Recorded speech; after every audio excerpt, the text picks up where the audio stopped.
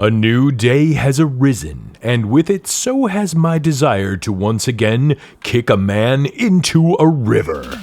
That's right, we're talking immersive sims once more, the box-stacking, code-cracking, vent-crawling, body-hauling game genre that defies easy description. It's been a pretty good time for Imsims as of late. Even some of the big names in games have been caught flirting with the design tenets originally orchestrated by Warren Spector and friends long ago. But we're not here to talk about that today. No. Today we discuss the unsung heroes that have been holding up the foundation of the genre through its darkest years. These dedicated solo developers and small studios are keeping the immersive sim alive through their passion, hard work, and sheer force of will.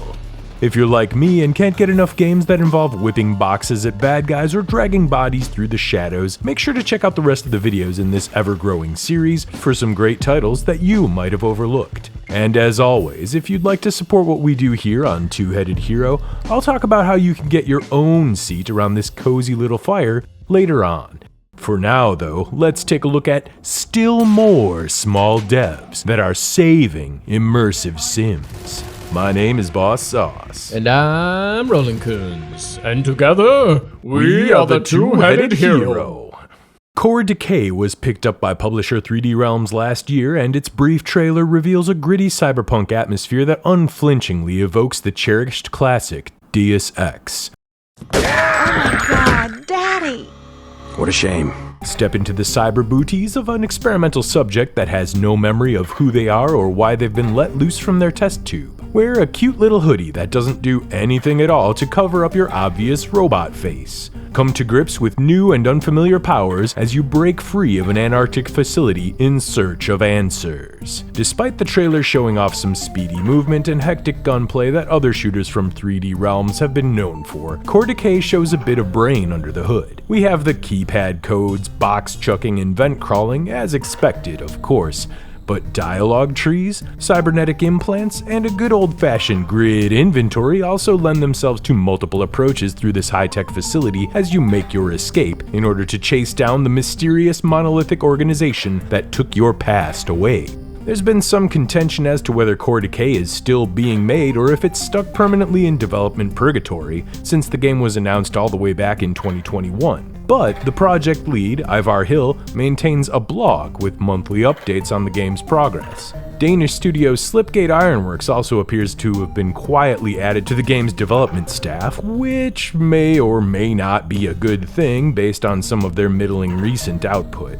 Still, I'm a sucker for cheesy retrofuturism and grimdark conspiracy theories, so I'm really hoping that Core Decay sees the light of day. In an alternate dimension where freaky robots are just everywhere, it's up to one lady with a toolkit to set them on fire. Industria 2 aims to build on the first game's concept by adding a greater focus on stealth, crafting, and survival horror elements as you crawl through claustrophobic corridors and perform creative help desk work with the business end of a 12-gauge. Industria 2 appears to center around a detailed crafting system that lets players approach the game's hordes of robots and enviro-suited humans as they see fit. I'm a sucker for any kind of diegetic interface, especially one where you whip out a big bulky suitcase and start futzing around with handfuls of junk, and it looks like we're getting plenty of that here. While the first game did start with a few standout story sequences and some excellent 1980s Eastern Bloc vibes, the narrative alone wasn't enough to prop up bog-standard shooting gameplay, wonky enemy physics, annoying level design, and frustrating damage tax moments. But from what little I've seen so far, Industria 2 takes a bigger swing at creating an immersive experience, and I'm interested to see how that pans out. Oh shit, they're coming!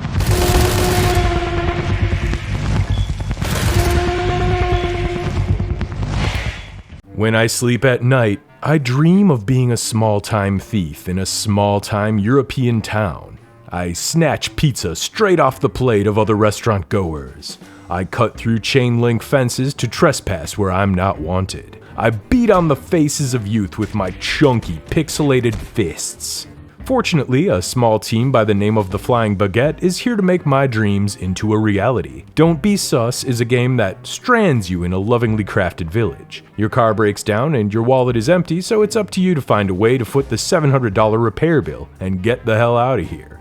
So how do you go about this? Money can be earned through a variety of misdemeanors and felonies. Just don't get caught or risk being tased by the police. Or worse. It also looks like you can earn by helping out the local population with their problems. The game brags of a handmade experience containing tons of unique characters, all of which have their own stories, and to top it off, the trailers show a wealth of everyday objects that can be fiddled with.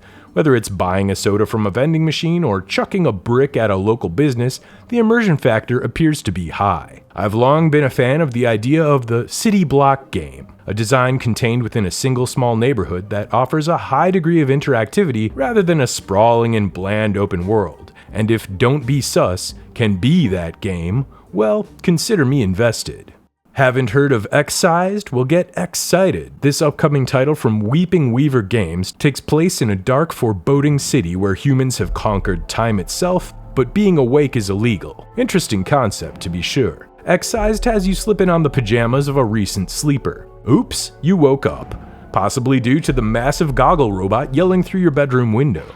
The threat will be removed.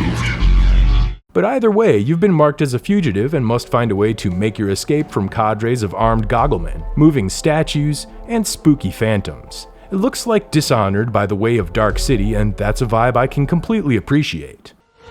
Sleep now.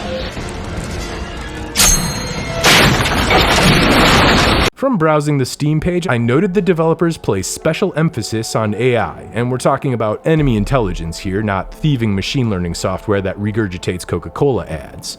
These seem like some big claims. Dynamic difficulty and smart enemy encounters are famously difficult for games to pull off properly. But if Excised really can immerse players in the feeling of an entire city hunting you down with deadly agents that can follow your footprints and find you by your shadows while wrapping it all up in some high-stakes combat, I am absolutely here for it. If you've ever wondered what it would be like to become a bug man in a weird PS1 flavored version of Bloodborne, well, have we got the game for you. Hark the Ghoul from Tiny Team Deep Denizens aims to bring back your 1995 dungeon crawler nostalgia with its ghoulish Victorian city. It's filled with low-poly body horror, devious secrets, and more insectoid monstrosities than you can shake a lamppost at. Start the game by choosing one of 9 dubious fates, a decision you'll mostly make at face value as the sparse lines of text here reveal little to nothing of each character's grisly backstory. Then, experience birth from the inside, as you drop from a gray, goo-filled birthing husk. You'll fight other unfortunate bugs for supremacy with little more than a leftover leg bone and a pathetic kick from your own horribly gnarled insect foot. But once you've pulled yourself from the sticky mire of the birthing tunnels, the game opens up considerably, showering you with a variety of upgradable weapons, magic spells, and even some frickin' guns for those that need some American-approved firepower sprinkled into their gothic horror game experiences. I really enjoyed the novelty and attention to detail found throughout the environments and mechanics. Rats break from your path as you crawl up the birthing chambers and into the dark, filthy streets. Use animations for all your inventory items have this retro-cute aesthetic. Magic functions differently than you might guess. Even the basic light spell creates a glowing boulder that you can kick into an enemy's face. The NPCs all have friendly lines and memorable designs. The dog barks at you, and you can bark right back. The game also has a mild progression system in the shape of this little fruit tree. This humble plant doesn't just serve as your life's tether if you meet your demise. Its fruits can be harvested for powerful upgrades that dramatically change how your bugman handles, granting more jump height, movement speed, and so on. Overall, Hark the Ghoul might land a bit more on the RPG end than the Imsim side, but the sheer amount of options on offer here allow players to slash, kick, shoot, and magic their way through its winding, Metroid-like levels. Clever platforming challenges, promising physics puzzles, and out-of-the-way secrets reward the curious, and if the opening levels are any indication, there will be a lot more steampunk, sorcery, and bug horror to look forward to when the game releases later this year. But enough beating this dead horse. If you feel like taking a walk across these grimy cobblestones yourself, and I highly suggest that you do, make sure to snag the free demo over on Steam. Let's switch gears and talk about some recent 451 friendly games that you can play right now. If you haven't heard of Abiotic Factor, I would be surprised, but its clever combination of 90s retro shooting, survival crafting elements, and immersive open-ended gameplay continues to draw many a would-be Gordon Freeman into its ranks. So here, meet Gordon's cousin, Jordan Freeman. He just started his first day at the Gate facility, and he's about to have the worst first day on the job. Attention. This is a high-priority safety broadcast. You are currently en route to Residence Level 7. Due to an active security situation, advanced safety precautions are in effect. A containment breach means it's all hands on deck as pockets of survivors try to restore the building's systems while dealing with a host of extra-dimensional horrors, enemy soldiers, and alien landscapes. But don't worry, you're armed with the best weapon of all: scientific ingenuity! Don't be fooled by the game's chunky pixel veneer. Beneath the surface lies a host of deep systems and mechanics. A range of Skyrim-style RPG stats improves simply by using them. A plethora of base-building mechanics lets you put a makeshift stronghold together. Piles upon piles of different weapons and items can be looted from office furniture and put to purpose. The Gate facility itself is a carefully crafted maze of intertwining halls filled with multiple paths of egress, traps, and hidden secrets.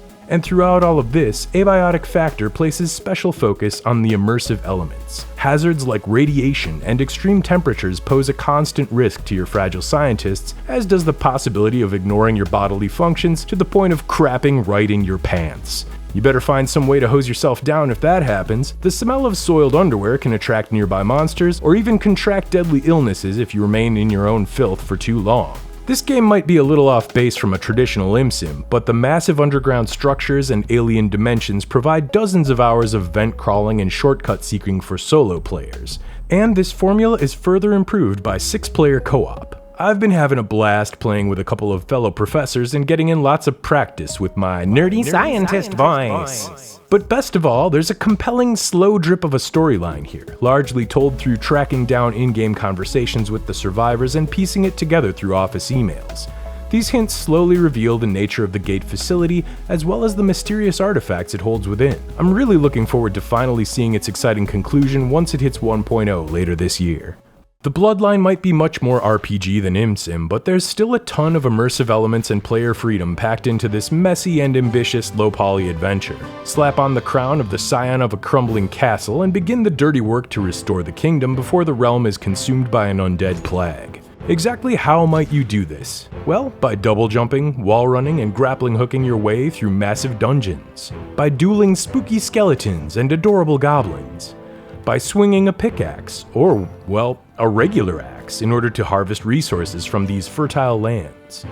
By helping a wide range of factions and villages with a sweeping variety of different quests. And most of all, by rebuilding your settlements, one brick at a time. What makes the Bloodline worthy of this list of box stackers? Well, besides the ability to literally stack boxes, it all boils down to the incredible amount of player freedom baked into this massive fantasy sandbox. There's upgradable skills for nearly everything you can imagine, resulting in a real focus on being able to play your way.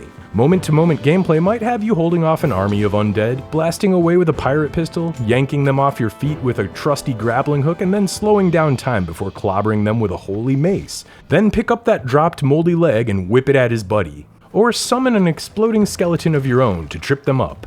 Then, in the next 30 seconds, you might find yourself parkouring your way through a trap-filled tomb in order to search for the source of a necromantic curse. Need a change of scenery? Hop on a dwarven airship over to a neighboring kingdom and work on some diplomatic relations. Want something more mundane? There's a variety of crafting and gathering systems to toy around with, many which are necessary to get your kingdom back into fighting shape. Want to just bake some bread or build some weapons? You can. Want to just be the guy that sweeps up horse manure with your magic floating broom? Well, you can do that too, I guess. Ah, yes. Soon I'll be the most respected shit shoveler in Velosia. But seriously, when was the last time a AAA game gave you this much freedom? It's not perfect, of course. The lack of handholding makes the early game feel confusing and disjointed until you get familiar with its multitude of systems. The lightness and lack of weight to character attacks often makes it feel like you're fighting an army of Muppets, and there's still some substantial jank scattered around through the experience. Some of the areas you'll run through feel a little empty, and some of the systems still need to be fleshed out, which does tend to drive home the early in early access, even though the game's been available for over a year. But whether you're looking for a big world to tear around in, or simply want to relax by a lake with a fishing rod, the Bloodline already has a lot to offer. So now we're moving on from games you've probably heard of to games you most likely missed. I've always been a firm believer that Imsims don't have to be first-person action games in order to fill the design tenets. And to that end, I want to take a second to highlight one of the more interesting entries in today's video. Sure, Cybercult City might be an assault on the eyes with its bright color palette and frantic, flashing bullet hell gunplay, but once you spend a few minutes demystifying its mechanics, you might find a lot to like. Cybercult City is part action roguelike and part mission-based Imsim. Each of its procedurally generated areas represents a single cult-controlled city block, and it's your job as the mayor of Cybercult City to stomp out cultists and save the citizens. You gotta wonder though, with a name like Cybercult City, doesn't it kinda lend itself to always having at least one cybercult at any given time? Every level is a little sandbox that provides a basic objective and then sets you loose to approach it in any way that you see fit. You might be tracking down hostages in one map or destroying cloning facilities in another. And this isn't just a run and gun shooter, you can get some help and hints from loyal citizens, hack cars to send them careening towards your enemies, bat bullets away with your sword, or just spend some time tooling around and landing some sick jumps on your hoverboard. Completing the objective summons the handy mayoral helicopter and unlocks the next map on your path towards the final confrontation with Cybercult leadership. In addition to your standard issue hoverboard, the basic mayoral benefits package includes a pistol, a sword, a landmine, and a grenade. In true roguelike fashion, there's a number of stackable upgrades and mutators for each one of these weapons that dramatically changes how it functions, how much damage it does, and whether it can fire bouncing projectiles, heat-seeking missiles, vampiric landmines, and so on. There's dicey injectors full of street juice laying around that can boost or reduce your base stats, and there's even research trees to unlock more options down the road. If you're in the mood for some one more try gameplay and want to see something a little different but highly interactive, maybe take a look at Cybercult City.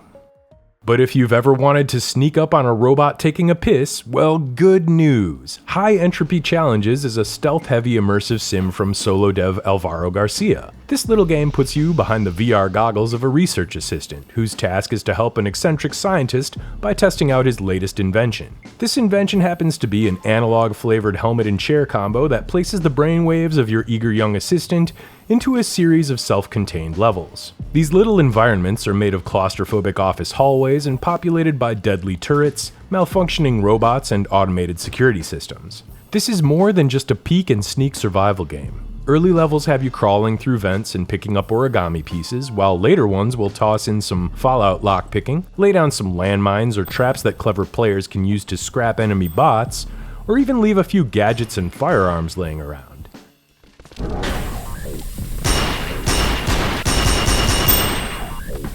Bang bang. But my favorite part has to be the game's heavy use of chunky 80s style consoles. These require hunting for manuals and experimenting with parser commands in order to open locks, disable traps, or track down door codes. I've got to emphasize here that this game still looks nice and feels really good to play, especially considering that this is the work of a single developer. High Entropy Challenges might have been largely ignored when it released back in 2020, but this polished effort is a short and sweet hallway crawl that definitely deserves a fully fleshed out sequel. Best of all, you can have it in your hot little hands right now for the low price of free. So if you've got a couple free hours and an Imsim craving that you can't scratch, this is one that you shouldn't miss. So that about wraps it up for another round of small devs that are saving immersive sims. You might have noticed that the list is a little lighter this time, largely because, well, a lot of the games on our previous videos have been released, at least in early access. Speaking of, Monomyth came out in early access a couple months back, and that's a real promising one, so be sure to check out our full review if you're looking for a successor to Ultima Underworld. There's also a couple of AAA heavy hitters with some Imsim sensibilities that dropped near the end of last year as well. Plenty to chew on for fans of 451 friendly games out there. But if there's a box stacker that we didn't get around to, be sure to let me know down in the comments. If you'd like to help us on our hunt for excellent indies and crunchy RPGs, please consider paying the cover charge and entering the Heroes Tavern over on Patreon. 2 shiny doubloons gets you early access to videos and exclusive content, as well as your name prominently splashed in the credits. Or you can donate more to get a shout out and a special Discord role, like these proud champions at the Seat of Honor level, Wolfgang Bristol and John Mark Collado. And we give a hearty cheer to those sitting beside us around the heroes table, including Adam Uselman, Jaduzable, KK, Vulpes, Yaroslav Rybaki, and the rest. Thank you all so much. We probably wouldn't still be doing this without you. If you find your coin pouch a little light this month, you can also help the channel grow by liking and commenting the video, subscribing, and telling all your fellow Imsim enthusiasts to put some eyeballs on our stuff. Thanks again for watching. And we'll see you on the next Two-Headed Hero.